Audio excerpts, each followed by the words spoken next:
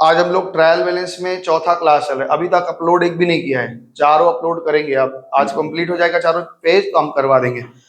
Homework दिया गया था पहले, सबसे पहले तो आयुष जी आपको नमस्ते। पहले हम लोग क्या करेंगे, पुराना जो होमवर्क है उसको टैली करवाएंगे जिन्होंने बनाया है, उसके बाद फिर नई बात सिखाएंगे। पिछले दिन हम लोग लास्ट में एक सम्स पकड़े थे और वो बना नहीं, गड़बड़ा गया था। एक्चुअली घर पे जाके देखा तो ऊपर नीचे कुछ हो गया था जिसके कारण बना नहीं। आज उसको ठीक कर दिए, आपके पीडीएफ में है और वो आज बनाएंगे, क्लास में चेक करेंगे। तो 13 नंबर सवाल सब लोग खोलिए और हम पढ़ रहे हैं, ध्यान से सुनते जाओ। हम केवल साइड बताते चलेंगे क्या, और आप अमाउंट तो ठीक ही लिखे होंगे, केवल साइड का ही दिक्कत हो सकता है, वो हम बताते चल रहे हैं। ठीक है, सब लोग हाथ चलाओगे। आज आयुष बनाए हो, आयुष्मान बनाए हो, तो ये ऐसे नहीं चलेगा भाई, हम पीछे रुक नहीं सकते। नेक्स्ट डे क्या यार, हर दिन एक तो कोई ना कोई निकल जाता है नेक्स्ट डे वाला। Capital credit, land building debit, plant machinery debit, furniture fixture debit, motor van debit, bill receivable debit, bills payable credit. हाँ, कुछ बिल हैं जो हमें मिलने वाले हैं, एसेट है ना। जहां नहीं समझ में आएगा पूछ लोगे, अगर तुमको दिक्कत लगती है तो वहां आगे डॉट लगा लिया करो, उसको अच्छे तरीके से ये मिलाने के बाद डिस्कस कर लिया करो। फैक्ट्री का वेजेस, फैक्ट्री वेजेस को ना डायरेक्ट वेजेस भी बोलते हैं, यानी मैन्युफैक्चरिंग वेजेस भी बोलते हैं। तो अगर ये सब नए नए नाम आएंगे आप घबरा मत जाइएगा, बगल में लिख लीजिए मैन्युफैक्चरिंग वेजेस। मैन्युफैक्चरिंग वेजेस, इसको हम लोग डायरेक्ट वेजेस भी बोलते हैं। डायरेक्ट मतलब प्रोडक्शन के लिए जो वेज लगा है। बताया था ना, वेज दो तरह का होता है, एक माल प्रोडक्शन में लगते हैं उनको डायरेक्ट वेजेस या मैन्युफैक्चरिंग वेजेस बोलते हैं। Salary debit, rent and taxes debit, lighting and power debit, coal and fuel debit, ये सब खर्चे हैं। Trade expenses debit, commission receive credit, और raw material consume. Raw material consume का मतलब ही होता है purchase adjusted. Raw material consume का मतलब ही होता है परचेज एडजस्टेड। ठीक है, हाँ, रॉ मटेरियल कितना खाए हो, मतलब कितना खर्चा किए हो, तो वो डेबिट होगा। अच्छा, रॉ मटेरियल कंज्यूम का मतलब क्या हो गया, क्लोजिंग स्टॉक आएगा। रॉ मटेरियल कंज्यूम का मतलब क्या हो गया, क्लोजिंग स्टॉक घटाया हुआ है, एडजस्ट किया हुआ है, तो उसको हमें लिखना पड़ेगा। Cell credit, return inward debit, bank charges debit, travelling expenses debit, repair in plant debit, loan from Kajal credit, interest on loan debit, cash at bank debit, cash in hand होता है, कैश एट हैंड लिखिए debit, drawing debit, sundry debtors debit. अच्छा, sundry debtor को और किस नाम से जानते हैं, सन्ड्री डेटर को कस्टमर के नाम से जानते हैं। कस्टमर अकाउंट भी लिखा रह सकता है, या सेल्स लेजर बैलेंस भी लिखा रहेगा। क्या लिख लो बगल में, सेल्स लेजर बैलेंस। क्रेडिटर को सप्लायर के नाम से जानते हैं, और परचेज लेजर बैलेंस के नाम से भी जाना जाता है, purchase ledger balance. Okay, creditor हो गया तुम्हारा 60,000 का। रिजर्व फॉर बैड डेट, हमें डर है कि हमारा पैसा डूब जाएगा, इसके लिए हमने 4,000 का रिजर्व बनाया, प्रॉफिट से वो क्रेडिट में। आउटस्टैंडिंग वेजेस, हमारे पास लाइबिलिटी है, कुछ वेज बाकी है हमने दिए नहीं है, वो लाइबिलिटी है। टैली कर गया है 362,120, 362,120। अगर आपने सब कुछ ठीक बिठाया तो टैली कर जाना चाहिए, ये सही है। केवल बिल रिसीवल गलती हो रहा है। बैड डेट का रिजर्व बनाया, बैड डेट हो, डर है हमें कि नुकसान हो जाएगा, उसके लिए हमने प्रॉफिट से कुछ पैसे अलग कर लिए, उसके लिए हमने कुछ पैसे प्रॉफिट से अलग कर लिए, तो वो प्रॉफिट का ही पार्ट है, हमने अलग करके रखा है, किस लिए, रिजर्व बनाया बैड डेट से बचने के लिए, तो वो लाइबिलिटी होता है। अरे लाइबिलिटी मतलब प्रॉफिट का पार्ट है, लाइबिलिटी समझ के चलो। आगे बढ़े, क्या हो गया, क्या दिक्कत है, नहीं मैच किया,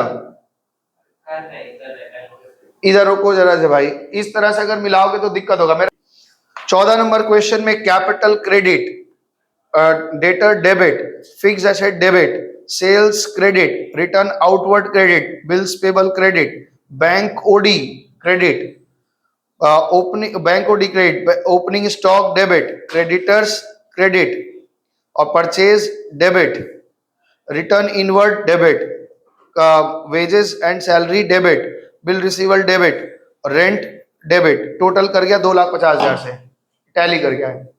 मिला सबसे वहां, 14 नंबर मिला, वहां पे मिला है। रिटर्न आउटवर्ड मतलब परचेज रिटर्न, और रिटर्न इनवर्ड मतलब सेल्स रिटर्न, मिल गया ये टैली। अच्छा, इस सवाल में ये क्लोजिंग स्टॉक नहीं दिया था क्या 13 नंबर में, है? ठीक है, क्लोजिंग स्टॉक नहीं बचा होगा, जीरो होगा। 2,50,000। अच्छा आगे चलें, 15 नंबर में आ जाओ। Capital credit, drawing debit, land building debit, plant machinery debit, bill receivable debit, material consumed ही परचेज एडजस्टेड होता है। परचेज एडजस्टेड, हाँ परचेज एडजस्टेड है।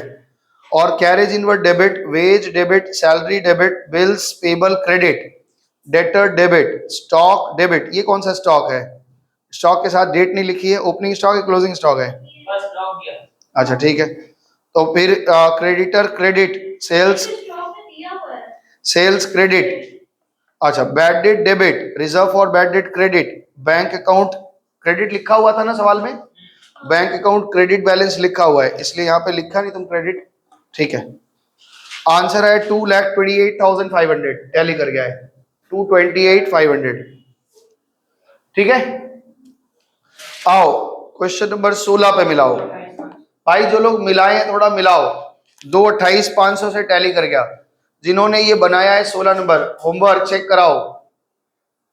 बढ़े आगे हर्ष, 16 नंबर में आ जाओ। Capital credit, drawing debit, stock debit, purchase debit, purchase return credit, sales credit, sales return debit, wages and salary debit, trade expenses debit, insurance debit, discount allowed खर्चा है debit, loss है, bad debt debit, premises debit, plant machinery debit, furniture fixture debit, sundry debtors debit, sundry creditors credit, cash in hand 320, bank overdraft 2120, tally कर गया 192,420।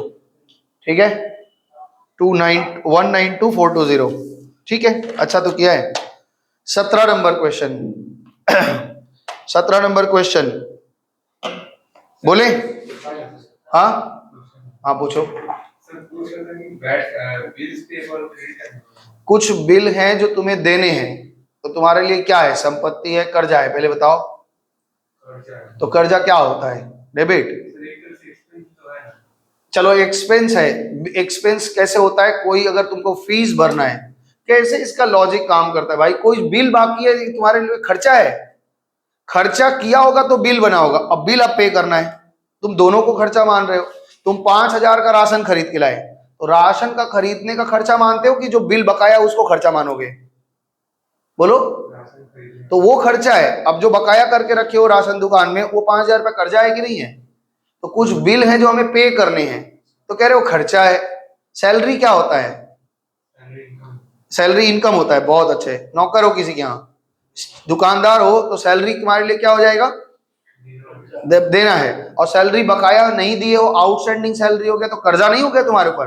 कह रहे हो नहीं खर्चा है। चलो आगे चलो। कैरेज, कैरेज का मतलब फ्रेट है। बता रहे हैं, बोलो तुम क्या बोल रहे हो? फ्रेट माने भाड़ा होता है बच्चा। जैसे कैरेज है वैसे फ्रेट है, तो फ्रेट भी खर्चा होता है, इसलिए डेबिट है। रुको, क्या बोल रहे हो? बिल, कुछ बिल हैं जो तुम्हें मिलने वाले हैं, तो मिलेंगे तो क्या होगा? एसेट है। कोई भी चीज जो हमें भविष्य में प्राप्त होगा। तुमने, अच्छा सोचो ऐसे समझो, मैं सबका वही दिक्कत फंस रहा है, फिर समझा रहे हैं सुनो। तुमने हर्ष को माल बेचा, कितने का माल बेचा? 50,000 का। और 50,000 का तुमको वो चेक दे दे जो 2 महीने बाद मिलेगा, तो ये चेक तुम्हारे लिए क्या है? एसेट है, इनकम है? तो भैया वही चेक का दूसरा नाम बदल के अगर वो बिल साइन कर दे रहा है कि हम 2 महीना बाद तुमको वादा कर रहे हैं बिल देंगे, बिल का पेमेंट करेंगे, तो बिल तुम्हारे लिए कैसे इनकम हो जाए? माल का बेचना इनकम है। जैसे हम किसी को माल बेचे, तो कैश क्या मानते हो? कैश को क्या मानोगे? कैश को इनकम और सेल को एसेट। कैश क्या आएगा? जो चीज हमें माल बेचा, सेल किया, वो इनकम है। और कैश जो मिला वो तो मेरी संपत्ति है। तो बिल अगर हमको मिला है आज नहीं तो कल बिल का पैसा मिलेगा, तो बिल तो मेरे लिए संपत्ति है। जो बिल हमें मिलने वाले हैं वो हमारे लिए संपत्ति है, और जो बिल हम पे करने वाले हैं वो हमारे लिए कर्जा है। ठीक है, बिल का मतलब तुम क्या समझ रहे हो मालूम है? बिल का मतलब खर्चा, इनकम समझ रहे हैं? नहीं, बिल एक इंस्ट्रूमेंट है जिसके थ्रू हम किसी को पेमेंट करते हैं या किसी से पेमेंट लेते हैं। जर्नल में तो पढ़ाया था पूरा बिल का बात। हाँ आगे सुनो, क्वेश्चन नंबर 17 पढ़ रहे हैं, ध्यान से सुनो। जिन्होंने बनाया मिलाओ। Capital account credit, drawing debit, stock debit, purchase debit. अब जब हम मिलाने लगेंगे तो इधर उधर देखिए, तू नहीं बनाया होमवर्क? हम बनाए हैं। हाँ तो कोई बनाए। क्यों ये बोलेगी भाई, तुम अपना से लिखता नहीं है होमवर्क, क्या लिखना है? चलो ठीक है, लिखो जो जो बनाए हो, ठीक है। शीट पूरा बनाना ही आपको पता है। अब अलग से एक दो टाइप के सवाल आज हम करवा देंगे, वो खत्म हो जाएगा, फिर आप पूरा शीट बना के ले आएंगे। हाँ, purchase debit, purchase return credit, sales return debit, discount on sale. Discount on sale का मतलब क्या होता है? बेचते समय हमने डिस्काउंट दिया, तो ये इसको बोलते हैं डिस्काउंट अलाउड। लिख लो, डिस्काउंट ऑन सेल का मतलब हो गया डिस्काउंट अलाउड। हाँ जी, डिस्काउंट अलाउड बोलते हैं ना। और डिस्काउंट ऑन परचेज का मतलब होता है डिस्काउंट रिसीव्ड, ये इनकम होता है। ठीक है, credit. Bad debt debit, bad debt recovery, डूबा पैसा मिल गया, इनकम है, क्रेडिट। और provision for bad debt credit, plant machinery debit, office expenses debit, salary debit, land building debit, interest on capital मेरे लिए खर्चा है डेबिट, सेल मेरे लिए इनकम है क्रेडिट। और टोटल मिल गया 96,500 से। टैली कर गया है हर्ष? हो गया। 18 नंबर बनाए हो? हाँ, 18 नहीं बनाया है? देख लो, जिन्होंने बनाया वो मिला दे रहे हैं, जिन्होंने होमवर्क नहीं किया वो पिटाई खाएंगे। अब आज पिटाई होगी सबकी। Debit stock debit, cash in hand debit, stock cash at bank debit, carriage inward debit, purchase debit, sales return debit, wages debit, general charges, general charges debit, salary debit, trade expenses debit, rate and taxes debit, insurance debit, sale credit, purchase return credit, miscellaneous expenses debit. केवल discount लिखा है तो allow मानते हैं इसलिए debit, interest debit, land building debit, plant machinery debit, sundry debtors debit, creditors credit, miscellaneous income credit और capital credit. आराम से टैली कर गया 297 350। टू तुम एक तरफ एक मिला नहीं, 18 नंबर तुम एक तरफ 297 क्या लिखिए तो ही पढ़ा, 350 लिखिए कि 300 लिखिए, एक तरफ लिखिए 257 350। क्या नहीं मिला क्या ये वाला? देखो एक का लिखी हो नीचे, दोनों तरफ टैली है। कितना नंबर सवाल है ये? अच्छा टैली देख लो भाई, जिनका बनाया वो टैली कर लो, मेरे ख्याल टैली हो जाना चाहिए। हाँ, फाइनल अमाउंट आंसर तुम कहीं भी नहीं लिखे हैं। हाँ तो आपका टैली कर जाएगा, नहीं टैली करेगा तो सस्पेंस खोलना। ठीक है हम बताते हैं, आज कुछ सवाल हम कराएंगे। Capital account 19 number, capital credit, drawing debit, creditor credit, debtor debit, stock debit, plant machinery debit, cash at bank debit, purchase debit, return inward debit, return outward credit, salary debit, sales, sales को debit की हो। अच्छा ये loss लिखा होगा। हाँ ये क्या होता है सेल, ये बड़ा अजीब सवाल है, इस सवाल पे थोड़ी चर्चा कर लेंगे, है ना। तो डेबिट लिखा है, बैड डेट वो लिख दिया था ना, सेल्स लॉस है। अच्छा हम समझा देते हैं कि सेल कैसे लॉस हो जाएगा। भाई सेल कितना भी करेंगे तो क्रेडिट ही होना चाहिए, लॉस कैसे हो रहा है समझाएंगे अभी। Bad debt recovery credit, stock तो लिखी नहीं। अच्छा क्लोजिंग स्टॉक नहीं आएगा, हाँ तो नहीं आएगा। अच्छा provision for bad debt credit, office expenses debit, goodwill debit और सस्पेंस खुला इसमें, तो ठीक है ये 2,02,500 का सस्पेंस खुल गया। आगे चलें। हाँ 20 नंबर ये बनाई है छोड़ दी है, 21 बना रही है छोड़ रही है। अब इतना फॉर्मेट क्यों खींच रखा है? चल ड्राइंग कैपिटल का अपोजिट चीज है। कैपिटल क्या होता है? कैपिटल होता क्या है? क्रेडिट डेबिट हम नहीं पूछ रहे, कैपिटल लाइबिलिटी होती है, तो डेट ड्राइंग क्या हो जाएगा? एसेट है। इधर सुनो मेरी बात, अभी पिछले दिन हम लोग एक सवाल कर रहे थे जिसमें हम लोग सवाल करते करते बोले कि भाई गलत छप गया है और कुछ गड़बड़ा गया है ना। हम लोग थोड़ा सा बताते हैं, एक दो सवाल इसमें पहले करवाएंगे वैसा सवाल, उसके बाद हम लोग आगे बढ़ेंगे। कितना नंबर सवाल था वो? 6 नहीं था बच्चा, गलत बोल रहे हो। 6 तो हम लोग बना लिए थे, 6 तो हम लोग बनाए थे जो जर्नल। हाँ देख रहे हैं।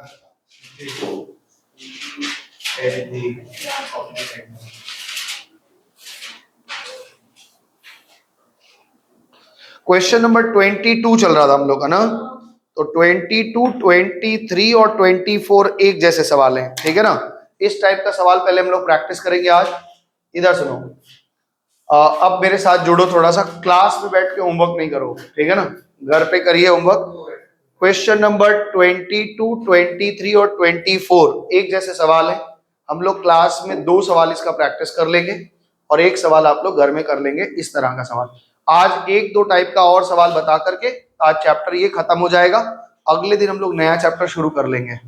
तो ट्रायल बैलेंस वैसे भी इतना टाइम नहीं लगना चाहिए था, जबरदस्ती लग गया टाइम इतना। चलो तो क्वेश्चन नंबर 24 करेंगे। पिछले दिन लास्ट वीडियो में, इधर दिखाना दे, पिछले दिन लास्ट वीडियो में करते करते हमने गलत कहा कि प्रिंट गलत हो गया। एक्चुअली में प्रिंट ऊपर नीचे हो गया था, उसको आज फिर गलती हो गया है, उसको हम ठीक करेंगे। ये इन्होंने बनाया है गलत, सब बना दिया है।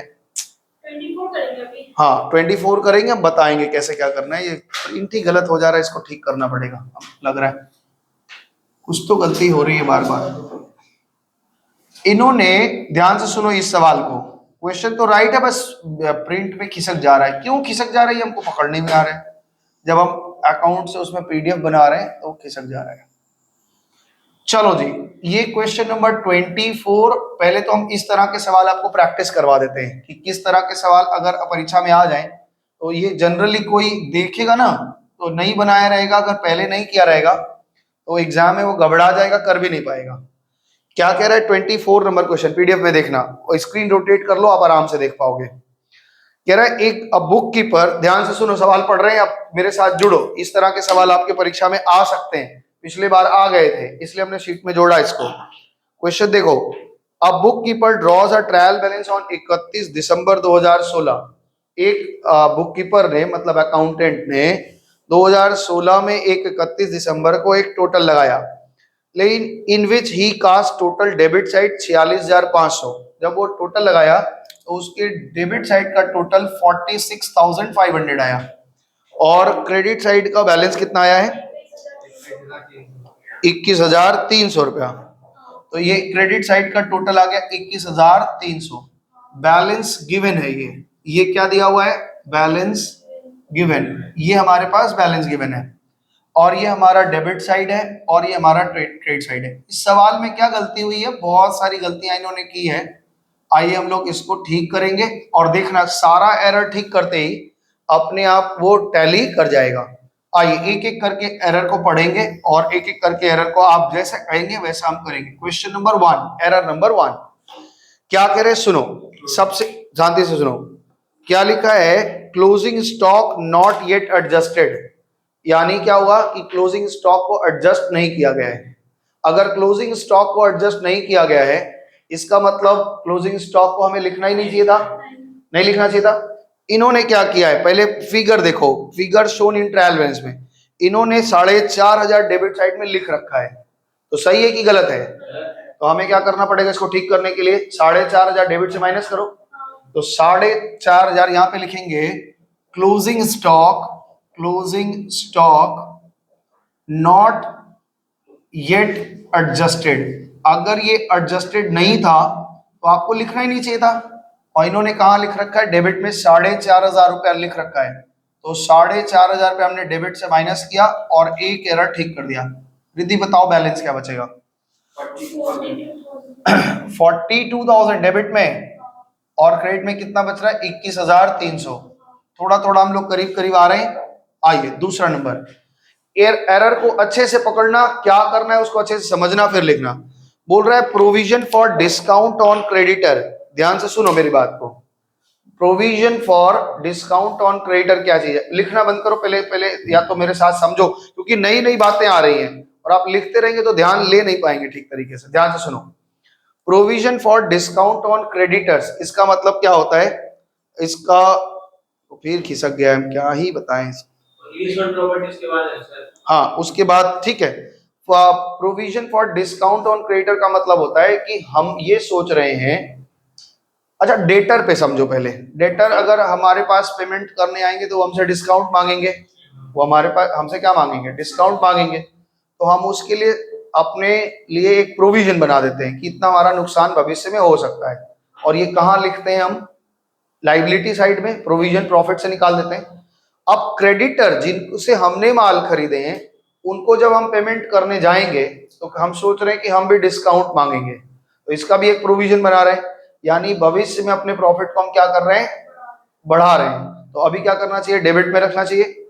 ध्यान से समझना, इस बात को ऐसे याद करो, प्रोविजन, ध्यान से सुनो इधर भाई, सदाब इधर क्यों नहीं देख रहा, provision for discount on debtor, discount on debtor, इसमें क्या करते हैं हम लोग, प्रॉफिट में से कुछ पैसा निकाल के अलग कर देते हैं। तो ये कैसा नेचर का होता है, क्रेडिट नेचर का। प्रॉफिट को क्या कर देते हैं, अलग कर देते हैं, भविष्य में होने वाला लॉस है, इसके लिए प्रॉफिट में हम कर रहे हैं। इसी तरह से भविष्य में होने वाला कोई इनकम है, हालांकि provision for discount on creditor कभी बनाना ही नहीं चाहिए। क्यों, क्योंकि भविष्य में होने वाली इनकम को तो हम सोच ही नहीं सकते, ये कहाँ हो जाएगा, डेबिट साइड में होना चाहिए।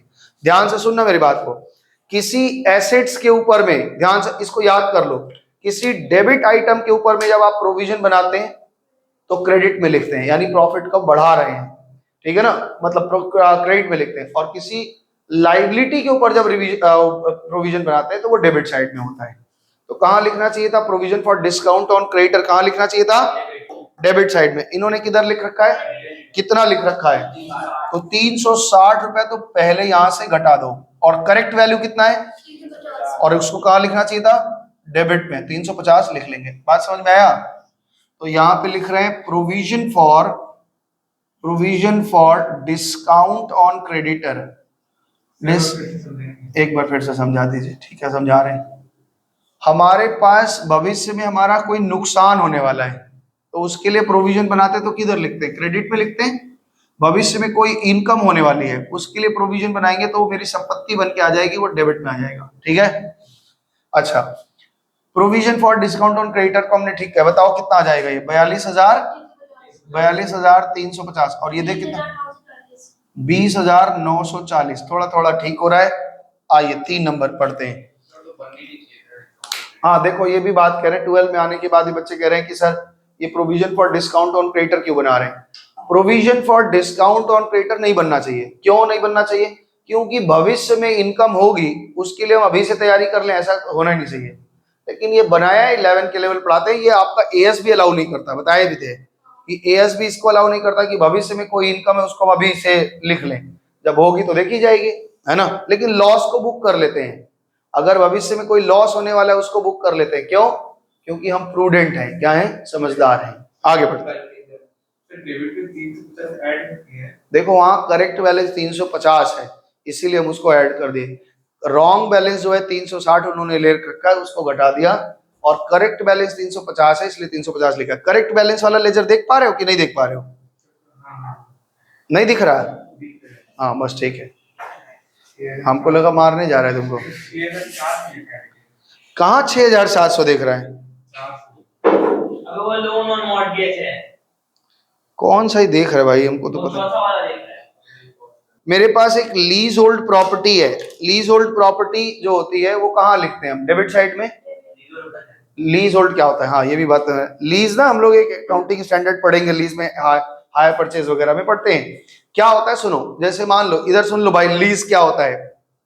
पहले इसका पैजामा ढीला है, उसको पहले ठीक करो। पहले लीज का मतलब क्या होता है, जैसे मान लो हमें एक स्कूल खोलना है ना, और स्कूल का बिल्डिंग एक बहुत बड़ा है, और 5 करोड़ 7 करोड़ का वो बिल्डिंग है, इतना बड़ा बिल्डिंग है। अब हमें लेना है तो हम उसको तो खरीद नहीं सकते इतना बड़ा, तो हम उसके मालिक से कहते हैं कि आप इसको हमको लीज पे दे दीजिए, एक कॉन्ट्रैक्ट बना लीजिए कि 10 साल 15 साल 50 साल के लिए हमको दे दीजिए। तो वो एक बड़ा अमाउंट लेकर के लीज पे कॉन्ट्रैक्ट बनता है कि मान लो बोले कि ठीक है 10 लाख रुपए आप दीजिए, 15 साल के लिए आपको दे दिया। हाँ तो ठीक है, नहीं वो बिल्डिंग मेरी थोड़ी हो रही है, केवल हमको भाड़ा पे मिला है, हाँ और भी लंबा मिलता है। ये लीज का एक कॉन्ट्रैक्ट अमाउंट होता है। अब हर महीने हम कुछ ना कुछ भाड़ा देते रहेंगे, वो एक कॉन्ट्रैक्ट बनता है कि लीज पे। और इसके बारे में पूरा अकाउंटिंग स्टैंडर्ड है, हम लोग आगे पढ़ेंगे। लीज पे क्या होता है कि हमने खरीदा नहीं है, हमने एक लीज पे, वो जैसे सामने वाली बिल्डिंग है, हमने लीज पे ले ली 20 साल के लिए, तो 20 हाँ भाड़ा पे ले लिया 20 साल के लिए। तो एक बार जब कॉन्ट्रैक्ट बनाए तो एक लमसम अमाउंट वो ले लेते हैं कि भाई 50 साल के लिए हमको इतना दे दो। फिर तब भाड़ा बहुत थोड़ा थोड़ा सा हर महीने भाड़ा लेते रहेंगे, 500 700 या 5,000 10,000, पूरे बिल्डिंग का 10,000 भाड़ा, तो ऐसे लेते रहते हैं, इतनी बड़ी बिल्डिंग है ना। तो लीज पे हमने कोई प्रॉपर्टी खरीदी है तो मेरा एसेट्स है ना भाई, मेरा भले वो 10 करोड़ का है, लेकिन मेरे बुक्स ऑफ अकाउंट में तो 5 लाख का दिखेगा कि भाई लीज पे हमने 5 लाख का खरीदा है। तो इसलिए लीज होल्ड प्रॉपर्टी क्या होती है, एक एसेट होती है। कहाँ दिखाना चाहिए हमको, इन्होंने कहाँ दिखाया, डेबिट में 9350 तो दिखाया, लेकिन करेक्ट वैल्यू क्या था, तो 350 इन्होंने डेबिट में कम रखा है, तो यहाँ 350 जोड़ के ठीक कर लेंगे। साइड सही है, बस अमाउंट को क्या लिखा है, कम लिखा है, तो यहाँ पे ठीक कर लो। Leasehold property, leasehold property को हमने ठीक कर दिया। कितना आ जाएगा ये 42,700 और इधर 20,940 है। आगे चलें, नंबर 4। सदाब समझ में आया है? देखो बार बार सुनो, इधर लीज होल्ड प्रॉपर्टी मेरा एसेट है। हम अगर लिखते तो कहाँ लिखते, करेक्टली डेबिट में लिखते, वो कहाँ लिख रखे हैं, डेबिट में लिखा है। तो बाई साइड तो सही लिखियो, अमाउंट में आप 350 कम रखे हो तो 350 हमने जोड़ के ठीक कर लिया। ठीक है आयुष्मान, समझ में आ रहा है? आगे बढ़े। लोन ऑन मोर्टगेज, मोर्टगेज का मतलब होता है गिरवी रख के हमने कोई लोन लिया है, ठीक है ना, सिक्योरिटी दे करके। लोन हम कहाँ लिखते बताओ, अगर हम लोन लेंगे तो कहाँ लिखेंगे, क्रेडिट में। इन्होंने कहाँ लिखा है, इन्होंने भी क्रेडिट में लिखा है, लेकिन ओरिजिनल लोन का अमाउंट है 6,400 और इन्होंने लिख रखा है 4,600। कितना डिफरेंस लिखा है, कितना लिखा है बताओ, 6,400 माइनस 4,600, 1,800 रुपए इन्होंने कम लिख रखा है, तो 1,800 रुपए हम ठीक कर देंगे लिख करके। बोलो ठीक है। साइड उन्होंने ठीक लिखा है, अमाउंट कम लिखा है, तो उसको हमने ठीक कर दिया। लीज और क्या था ये, लोन ऑन मोर्टगेज है, लोन ऑन मोर्टगेज है।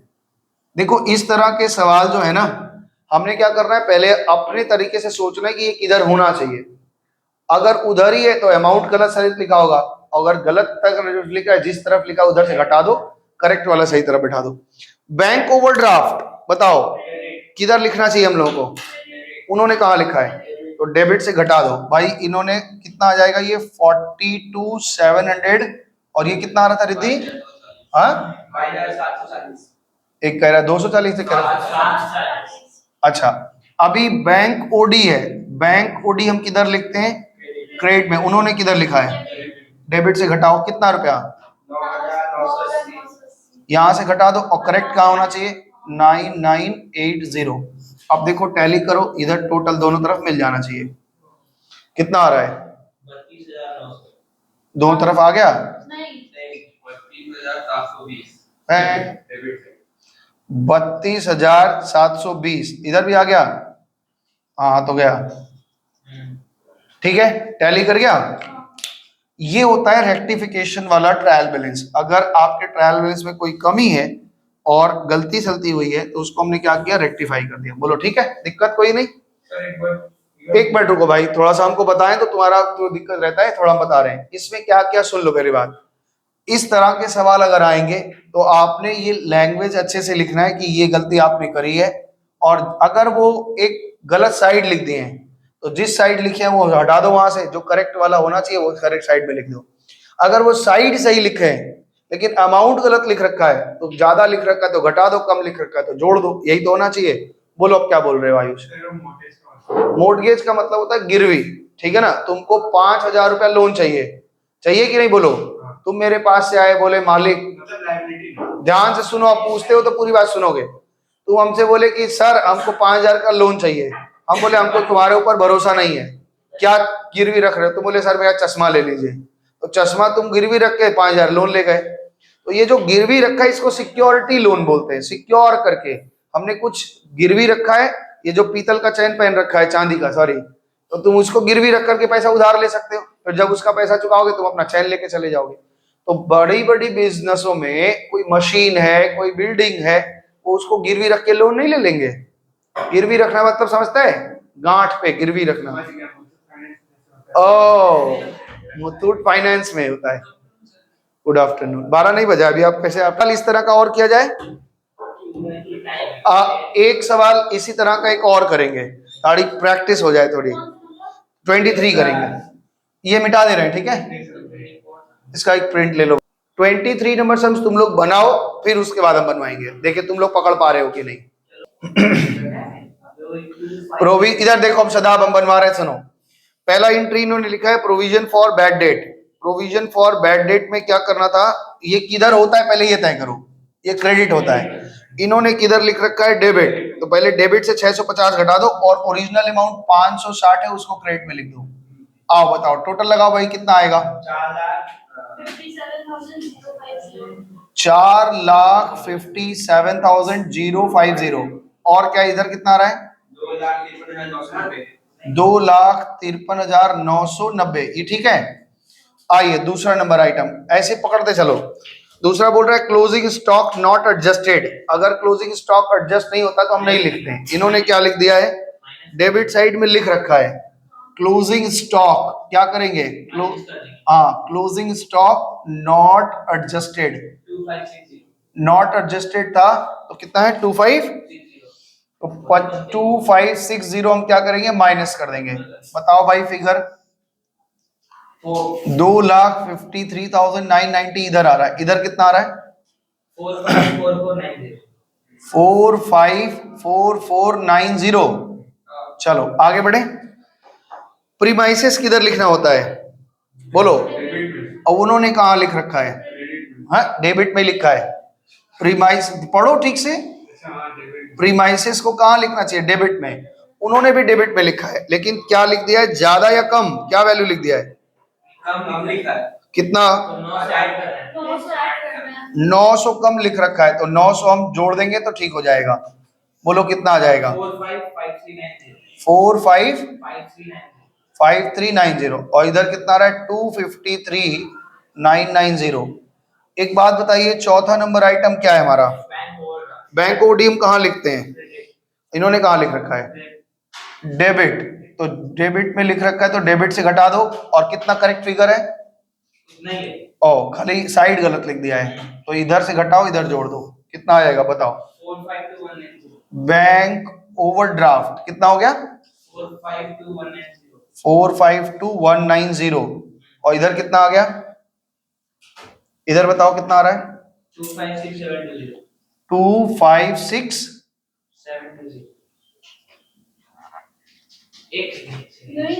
बोलो कितना 267,190। आगे बढ़े। लास्ट आइटम है क्या अभी नहीं रिपेयर। एक बात बताओ रिपेयर हम कहाँ लिखते हैं गलत। ये देखो मोटर वर्क है यहाँ इनकम है ऊपर कंपनी का नाम पढ़ो रॉय मोटर वर्क्स है इसका मतलब ये कोई गराज वगैरह है तो रिपेयर इनके लिए क्या होगा इनकम। कहाँ लिखना चाहिए था उन्होंने कहाँ लिखा है कितना रुपया तो डेबिट में लिख रखा है तो डेबिट से 97,800 माइनस कर दो और करेक्ट फिगर कितना है तो 97,800 क्रेडिट में लिखेगा। जो गलती तुम कह रहे थे ना वही गलती ये भी किया है। रिपेयर को ये लोग खर्चा मान के कहाँ लिख दिया है डेबिट में और होना कहाँ चाहिए था क्रेडिट में। समझ में आया आयुष्मान क्यों इसको इनकम ट्रीट किया। इनकम रिपेयर को हम इनकम कह रहे हैं क्यों क्योंकि ये कोई because it is a garage. चलो अपनी तरीके से लिख दिया गराज है कोई रिपेयरिंग कंपनी है तो उसके लिए तो इनकम हो जाएगा। बताओ कितना फिगर आया 3435 वो डेबिट का बता क्या 3 इधर का बता रहे हो इधर का 3,54,990 डेबिट का बताओ सर ये क्रेडिट में 36490 क्यों भाई अलग अलग बता रहे हो सब लोग सर देख 7,915 ठीक तो बोला है 3,54,990 तुम इधर 3,54,390 नहीं सर वो 364 होगा हाँ सर हाँ सही वाला क्रेडिट वाला ये 6 होगा हाँ अच्छा ये 36। इसमें चलो ठीक है आगे बढ़े। लास्ट आइटम आपके पास है इंटरेस्ट ऑन बैंक ओडी। अच्छा बताओ बैंक के ऊपर ब्याज देना मेरे लिए क्या है कहाँ लिखना चाहिए वो कहाँ लिखा है कितना रुपया कितना 350 लिख रखा है उन्होंने करेक्ट फिगर 250 है उन्होंने कितना लिख रखा है तो 350 हम यहाँ से माइनस करेंगे और करेक्ट फिगर कितना है 250 इसको जोड़ देंगे और ये टैली कर जाना चाहिए। बोलो कितना आ रहा है 364640 कितना 364640 इधर 54 आ रहा है इधर 64 364,640 इधर आया नहीं कहाँ आया ये तो घटाओ, फिर गलती यहाँ पे घटाओ घटाओ कुछ गलती किया होगा। किधर? टैली कर जाना चाहिए। देखो कहीं कैलकुलेशन में गलत लिख दो भाई, जोड़ घटाओ भी गलत लिखोगे तब तो हम परेशान हैं। नहीं, सस्पेंस इसमें कभी नहीं खुलेगा। इसको देखो कहाँ गलती हुई है। सर वहाँ गलती होगा 257190। सर मेरा आ गया। क्या? मेरा आ गया। वो 257190। ये तो ये 257 होगा और ये 354 ही होगा और यहाँ 5 ही हो रहा होगा। अब ठीक है ना, ये करेक्ट आंसर है। तो क्वेश्चन नंबर ये कितना बनाया? 23। Question number 23। 6757 ये 357 होगा। सबने 67 लिखवा रखा था।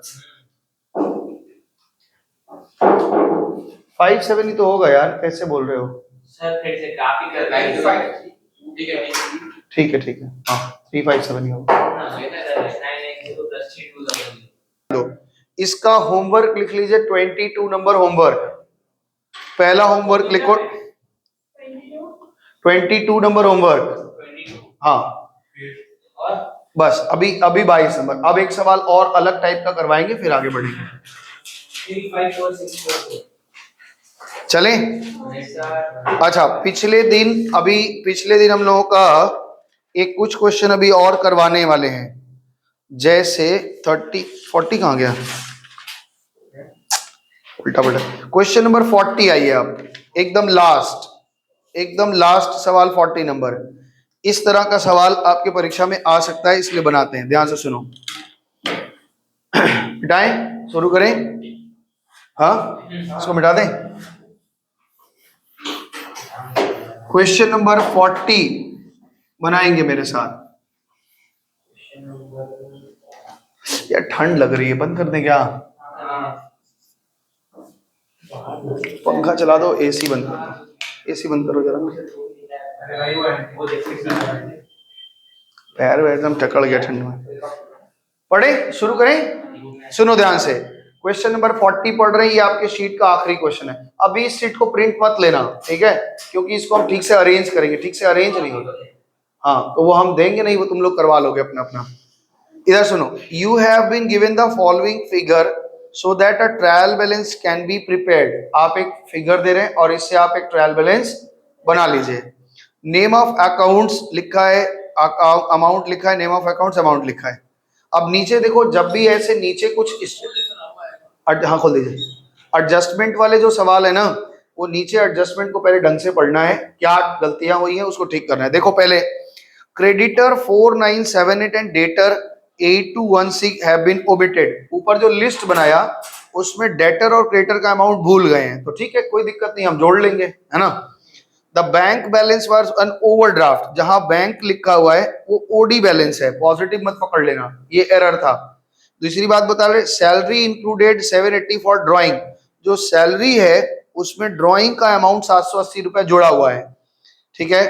The amount of wages should have been 7180। कह रहा है वेज जो लिखा है वो गलत फिगर हो गई है, और अब लिस्ट में आपके 7108 दिखा रहा है, लेकिन एक्चुअली में 7180 होगा। तो आपको करेक्ट ट्रायल बैलेंस बना के दिखाना है। आइए ट्रायल बैलेंस बनाते हैं। आज ट्रायल बैलेंस का आखिरी दिन है। आज जितना करवा दे रहे हैं आप अगले दिन करा के ले आएंगे। जो डाउट वाउट होगा, डाउट क्लास में जब लगाएंगे तो पूछ लेना। सर अगले दिन बाकी सारे चेक कर ही दे रहा हूं। हाँ चेक करवा लेना भाई, तुम तो हमको ले चल अपने यहाँ नौकरी पर रख ले। होमवर्क बना के नहीं लाता, कहता चेक करिएगा। हाँ ठीक है, आओ एक एक आइटम बोलते चलिए और क्या क्या गलती हुई है देखते चलिए। सबसे पहला आइटम हमारा क्या लिखा है? सैलरी पे एक डॉट। जब भी कभी नीचे एडजस्टमेंट रहे ना, ध्यान से सुनो मेरी बात, जब कभी एडजस्टमेंट रहता है तो एडजस्टमेंट पढ़ के कौन से अकाउंट में एरर है वहां डॉट लगा लिया जाता है, तब कि जब वहां पहुंचेंगे तो हम देख पाएंगे क्या एरर है। पहला क्वेश्चन क्या लिखा है इन्होंने? सैलरी में 4106 है, साथ में ये कह रहे हैं कि इसमें सैलरी में 780 रुपए ड्राइंग का जुड़ा है। 4106 से 780 माइनस करो, 3326। यहाँ पे लिखो पहले सैलरी। तो सैलरी का ओरिजिनल अमाउंट कितना बता रहे हो? नहीं नहीं, उसमें से 780 माइनस करो। हाँ हाँ 3326 रुपए। और इसमें जो दूसरा अमाउंट निकल के आया जो उसी में जुड़ गया था उसको हमने अलग कर लिया, वो कितने का है? कोई दिक्कत तो नहीं है? रिद्धि तुम्हारा एक आदत खराब है, तुम राइट साइड शिफ्ट करके नहीं लिखती हो, हम भी इसको 20 बार समझा चुके हैं, बीच में लिखती है, ये गलत काट देगा टीचर। अब तुम लोग बड़े बन रहे हो धीरे धीरे। अगला अमाउंट बैंक है, बताओ बैंक बोल रहा है, जो बैंक आपका लिखा है वो बैंक ओवरड्राफ्ट है, किधर जाना चाहिए बताओ? कितना? 6912। आगे बताओ चौथा आइटम क्या है? स्टॉक में तो कोई दिक्कत नहीं है, स्टॉक कहाँ लिखते हैं हम लोग? डेबिट में कितना रुपए स्टॉक है? 11,389। ठीक है, आगे देखो नंबर 5 डिस्काउंट रिसीव्ड, बोलो कितना है डिस्काउंट रिसीव? इसमें तो कोई दिक्कत नहीं है, डिस्काउंट रिसीव कितना है? 956। नंबर 6 क्या आइटम है? प्लांट, प्लांट कितने का दिया हुआ है? इसमें कोई दिक्कत तो है नहीं, 8,100 रुपए। नंबर 7 क्या है? इक्विपमेंट्स कितना है? 2,000 डेबिट में। नेक्स्ट आइटम क्या है? डेप्रीशिएशन किधर जाता है? लॉस है ना हमारा, डेप्रीशिएशन लॉस है, किधर जाएगा? डेबिट में। कितना? 750। नंबर 9 इसको देख लेना, नीचे जा रहे हैं। सेल में कोई दिक्कत नहीं है ना, तो सेल्स में कोई दिक्कत नहीं, कितना रुपए सेल है? 59,560। नेक्स्ट आइटम क्या है? सेल के बाद क्या है? परचेज में भी कोई दिक्कत नहीं है, परचेजेस बताओ भाई, परचेजेस कितना है? दोनों लोग एक साथ बोलो, हमने बोलो कितना है? 35,000 189। नेक्स्ट बताओ 11 नंबर है? वेज में क्या बोला था ना, एक तो क्या दिक्कत था? 7180। अच्छा, उन्होंने गलती लिखा है और सही अमाउंट है 7180। नेक्स्ट क्या है 12 नंबर? एक्सपेंसेस में कोई एरर तो है नहीं, क्या लिखा है? 9473। नेक्स्ट आइटम क्या है? 13 नंबर कैपिटल में कोई दिक्कत? कितने का कैपिटल है? 12,000 का कैपिटल। नेक्स्ट ड्राइंग तो लिख दिए सर। हाँ आगे। अच्छा डेटर क्रेडिटर है, डेटर कितने का है बताओ? डेटर 8219। क्रेडिटर कितने का है? 4978। Debtor and creditor 4,978। ठीक है ना, डेटर क्रेडिटर हो गया। उसके बाद बस अब टोटल कराओ। 84406 ये आपका है। ट्रायल बैलेंस में 40 नंबर सवाल आपको बनाया कि इसको दिखाओ, हमको मत दिखाओ, इसको दिखाओ, ठीक है। ये आपका सीरियल नंबर हो गया,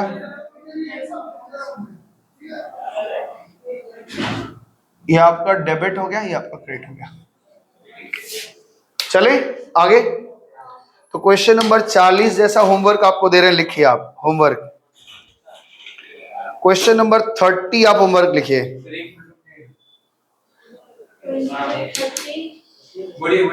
क्वेश्चन नंबर 30 होमवर्क लिखो। सेम तरह का क्वेश्चन है, कोई दिक्कत होगी तो पूछ लेना हमसे। क्वेश्चन नंबर आप लिखिए 25।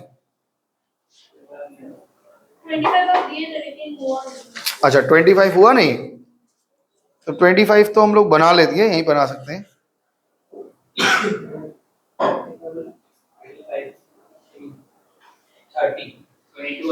25 आप बना लोगे, कोई दिक्कत नहीं होगा। 25 होमवर्क लिखो, हो जाएगा, नहीं होगा तो पूछ लेना। 21 बनाओगे होमवर्क, 21 होमवर्क लिखो। और 6 नंबर तो बनवा ही दिए थे हम, तो बस अब नए टाइप का कुछ इसमें सवाल है नहीं, ठीक है। तो बस इतने सवाल हैं। अब आपको पूरे शीट में जो जो छूटा होगा सब बना के ले आएंगे, है ना। अब ये इसी के साथ चैप्टर खत्म हो रहा है। और इतना ट्रायल बैलेंस करने के बाद मेरे को नहीं लगता कि कोई ट्रायल बैलेंस आपका बचेगा, सब आराम से कर डालेंगे, ठीक है। तो ये ट्रायल बैलेंस पूरा खत्म, ये तुम्हारा ले लो। ट्रायल बैलेंस में अगले दिन हम लोग पढ़ेंगे। अच्छा ये नहीं मेरा है, फिर जानो वहां से शीट निकालेंगे। ट्रायल बैलेंस में पहले आप लोग सबसे पहला काम क्या करेंगे, प्रैक्टिस कर लेंगे। जर्नल हो गया, ट्रायल बैलेंस हो गया, बता रहे हैं। एक चैप्टर ये लेजर पढ़ा के फिर जनरल लेजर ट्रायल बैलेंस का एक साथ डाउट लगा देंगे। अच्छा, जो 20 शीट्स दिए थे वो कर लिया, जो टॉप 10 जर्नल का शीट दिया था आपको, कर लिया पूरा? सॉल्यूशन तो हम दिया हुआ था, तो कोई डाउट्स होगा तो वहां से देख लेते हो। नहीं, अगर फिर भी कोई डाउट फंस रहा है तो जब डाउट क्लास लगाएंगे तो उसमें पूछ लेना। हाँ, 2 घंटे का, 2.5 घंटे का लगता है। तो अभी एक चीज समझो, ये मेरा बात, डाउट क्लास जब भी लगाएंगे तो उसके लिए आप सोच के आएंगे कि क्या क्या पूछना है, या ना कि आके गप नहीं लड़ाना है। और अगले दिन हम लोग का एक नया टॉपिक शुरू होगा, दैट इज कैश बुक। तो कैश बुक में क्या होता है थोड़ा थोड़ा सा सुन लीजिए। हर दुकानदार, जितने भी दुकानदार, थोड़ा बड़ा चैप्टर है, मतलब 4 से 5 क्लास लग जाएगा, 4 क्लास 5 क्लास लग जाएगा। तो हर दुकानदार के पास एक कैश का गल्ला होता है, जिसको हम लोग बोलचाल भाषा में गल्ला कहते हैं, कि भाई कैश बॉक्स होता है। तो जिसमें वो कैश रखता है अपने दुकान पे, और कुछ पैसा वो कहाँ रखता है, बैंक में रखता है, यही होता है ना। तो जो दुकान पे जो कैश बॉक्स में पैसे रखते हैं, ध्यान से सुनो, जो दुकान पे कैश बॉक्स में पैसे रखते हैं तो उसके लिए कॉपी बनाते हैं जिसका नाम है कैश बुक। जब जब पैसा आता है तब तब उस कॉपी में लिखते हैं, और जब जब वो खर्चा करते हैं तब भी वो लिखते हैं। तो इसलिए कभी उनको जरूरत पड़ता है कि भाई पैसा है कि नहीं है, तो तुम अपने तरीके से मत समझना, मेरे यहाँ तो सर 4-5 हज़ार 10 हज़ार हम तुरंत गिन के बता देंगे, नहीं। जो बड़े बड़े वो लोग बिजनेसमैन लोग हैं, उनके कैश में बहुत पैसे होते हैं, है ना। तो वो गिन थोड़ी सकते तुरंत तुरंत, वो बस वहां से कैश बुक से देख के बना लेते हैं। इसलिए कैश बुक्स, अगर कोई ऐसा दुकानदार या कोई भी ऐसा बिजनेसमैन जो केवल कैश में लेना देना करता है, केवल कैश में, बैंक में उसका खाता ही नहीं है, तो वो एक कॉलम कैश बुक बनाएगा, सिंगल कॉलम कैश बुक, केवल उसमें कैश का कॉलम रहेगा, कितना पैसा आया गया ये बनाएगा। कोई बिजनेसमैन है जिसका कैश में भी धंधा होता है और बैंक में भी कुछ पैसा रखता है, तो उसको 2 जगह मेंटेन करके चलना पड़ता है, एक कैश का, एक बैंक का। एक ट्रिपल कॉलम कैश बुक आता है। ट्रिपल कॉलम में क्या होता है, जब हम किसी को पेमेंट देते हैं तो हम उससे डिस्काउंट मांग लेते हैं, या हमको कोई पेमेंट देता है तो हम उसको डिस्काउंट देते हैं। तो डिस्काउंट पेमेंट के दौरान कितना पाया है, कितना छोड़ा गया है, वो भी हिसाब लगाना पड़ता है। तो इसको डिस्काउंट का ट्रिपल कॉलम। कुछ इसमें सवाल आएगा कि एक आदमी है जिसका 2 बैंक अकाउंट है ना। इसमें एक नया चीज आएगा तुम लोगों को सुनने में, कॉन्ट्रा एंट्री क्या होती है, ये सब चीज सीखेंगे। और इसके बाद में, यानी single column cash book, double column cash book, triple column cash book, और इसके बाद एक आएगा पेटी कैश बुक। पेटी कैश बुक में क्या होता है कि बड़े जो अकाउंटेंट हैं, जो हेड कैशियर है, वो छोटे कैशियर को सप्ताह के शुरू में मंडे को 2-4 हज़ार रुपया दे देता है, और कहता है कि छोटे मोटे खर्चे के लिए हमको परेशान मत करना, और तुम उसी से खर्चा कर रहे हैं, शनिवार आज है, आज शाम को हमको हिसाब दे देना। तो वो जो जूनियर अकाउंटेंट होता है, यानी प्यून वगैरह, वो कैसे लिखता है छोटे छोटे खर्चों के लिए, उसका एक फॉर्मेट है, तरीका है, वो सीखेंगे। तो इसमें मोटा मोटी हम लोग को सिंगल कॉलम सीखना है, जो 2 दिन में कंप्लीट होगा। डबल कॉलम सीखना है, 2 दिन में कंप्लीट होगा। ट्रिपल कॉलम 1 दिन में, मतलब 4 से 5 दिन में पूरा खत्म हो जाएगा। ट्रिपल में फिर तो वो cash account discount, cash, bank और डिस्काउंट 3 बनेगा, ठीक है ना। तो समझ में आया। तो ये अगले दिन का टॉपिक है। तब तक के लिए सबको नमस्ते है, बाय बाय, जाइए होमवर्क बना के आना।